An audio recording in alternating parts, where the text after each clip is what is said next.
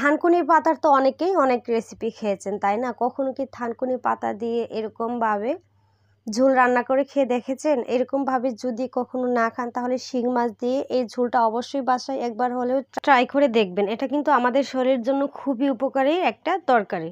আশা করছি এই রেসিপিটা আপনাদের কাছে খুবই ভালো লাগবে। আর ভিডিও ভালো লাগলে অবশ্যই চ্যানেলটাকে সাবস্ক্রাইব করে পাশে থাকবেন। চলুন তাহলে দেখি এই রান্নাটা কিভাবে করি।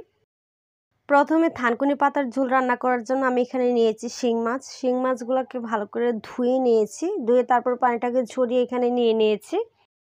তারপর এখানে আমরা দিয়ে দিব শিং মাছের তেল এবং শিং মাছের ডিম। এটাও কিন্তু খেতে অত্যন্ত ভালো লাগে, আর এই রান্নাতে যদি আপনি দেন তাহলে আরও বেশি রান্নাটা ভালো হয়। এখানে আদা রসুন পেস্ট দিয়ে দিচ্ছি 1 টেবিল চামচ, স্বাদ মতো দিয়ে দিচ্ছি লবণ, হাফ টেবিল চামচ হলুদের গুঁড়া, হাফ টেবিল চামচ দিয়ে দিচ্ছি ধনিয়ার গুঁড়া, আর 1 টেবিল চামচ দিয়ে দিচ্ছি মরিচের গুঁড়া। একটু ঝাল ঝাল হলে খেতে ভালোই লাগে, এই জন্যই দেওয়া একটু বেশি করে। মরিচটা যার যার ইচ্ছে মতো। তারপর এখানে আমি দিয়ে দিচ্ছি 1/4 কাপ পেঁয়াজ কুচি। তারপর এখানে আমি দিয়ে দিচ্ছি 8 থেকে 10টার মতো কাঁচামরিচ, মাঝখান দিয়ে কাঁচামরিচটাকে কেটে দিয়েছি। তারপর এখানে আমি দিয়ে দিচ্ছি 1/4 কাপ সয়াবিন তেল।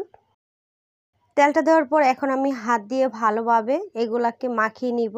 আর এই মাছের সাথে এই মশলাটাকে খুবই ভালোভাবে মাখিয়ে নিতে হবে। আমি এটাকে 2 থেকে 3 মিনিটের মতো ভালোভাবে হাত দিয়ে এইভাবে মেখে নিয়েছি। এভাবে হাত দিয়ে ভালোভাবে মেখে নেওয়া হয়ে গেলে তারপর আমরা এখানে দিয়ে দিব থানকুনি পাতা কুচি। আর আমি এই থানকুনি পাতাগুলো কিন্তু আমাদের জমি থেকে উঠিয়ে নিয়েছি। আমাদের জমিতে খুবই সুন্দর সুন্দর থানকুনি পাতা হয়েছে। আর এই থানকুনি পাতার কিন্তু আরেকটা ভর্তার রেসিপি আমার চ্যানেলে আছে, আপনারা চাইলে কিন্তু দেখে নিতে পারেন। আর এই পাতাগুলোকে আমি মাঝখান দিয়ে কেটে নিয়েছি, কেটে তারপরে ধুয়ে এখানে আমি দিয়ে দিয়েছি। আমি এখানে থানকুনি পাতাগুলোকে দেওয়ার পর আবারও মাছের সাথে কিন্তু ভালোভাবে মেখে নিয়েছি। দেখেন মেখে নিয়ে তারপর এখানে আমি দিয়ে দিচ্ছি পানি। আমি এখানে কিছুটা পানি দিয়েছি প্রথমে। পানিটা দেওয়ার পর এখন এগুলোকে কষিয়ে নিব 3 থেকে 4 মিনিটের মতো। 3 থেকে 4 মিনিট পর ঢাকনাটাকে উঠিয়ে দিচ্ছি। দেখেন একেবারে কিন্তু মিশে গিয়েছে এই পাতাগুলো। এগুলোকে কিন্তু খুবই ভালোভাবে কষিয়ে নিতে হবে। আমি প্রথমে 2 মিনিটের মতো কষিয়ে নিয়েছিলাম। তারপর আমি ঢাকনাটাকে উঠিয়ে নেড়ে ছেড়ে দিচ্ছি যেন নিচ দিয়ে লেগে না যায়। দেন আবার আমি ঢাকনা দিয়ে ঢেকে আরও 2 মিনিটের মতো কষিয়ে নিব। এই যে দেখেন ঢাকনাটা দিয়ে দিচ্ছি। 2 মিনিট পর ঢাকনাটাকে উঠিয়ে তারপর আবারও আমি নেড়ে দিব। দেখেন এখন কিন্তু খুবই ভালোভাবে আমাদের এগুলা কষানো হয়ে গিয়েছে। চুলার আঁচটা মিডিয়ামে রেখে কিন্তু এগুলা খুবই ভালোভাবে কষিয়ে নিতে হবে। তারপর আমি ঢাকনাটা উঠিয়ে নেড়ে ছেড়ে দিয়েছি। দেন এখন দিয়ে দিচ্ছি পানি। আর এখানে একটু ঝোলটা বেশিই দিব। আর এগুলোর ঝোলটা খেতেও কিন্তু অত্যন্ত ভালো লাগে। আমার কিন্তু খুবই পছন্দের এই শিং মাছ দিয়ে থানকুনি পাতার এই রান্নাটা বা এই ঝোল রান্নাটা।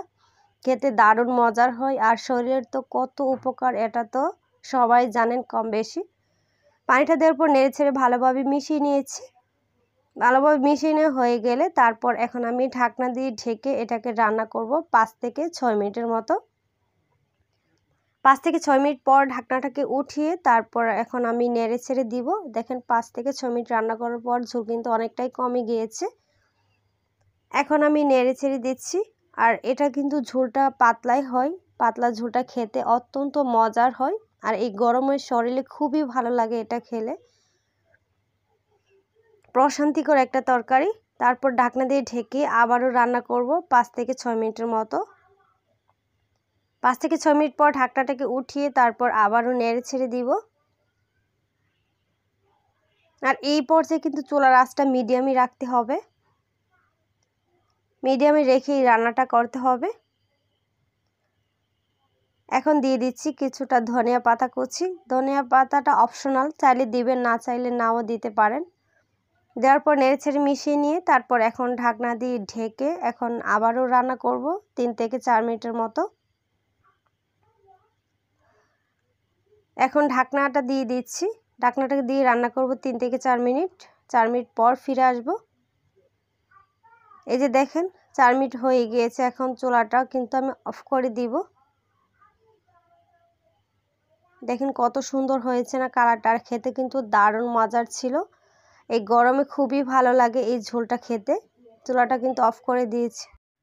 এই রেসিপিটা রান্না করা খুবই সহজ আর খেতে খুবই ভালো লাগে। আশা করছি আমার আজকের এই ইউনিক রেসিপিটা আপনাদের কাছে খুবই ভালো লেগেছে।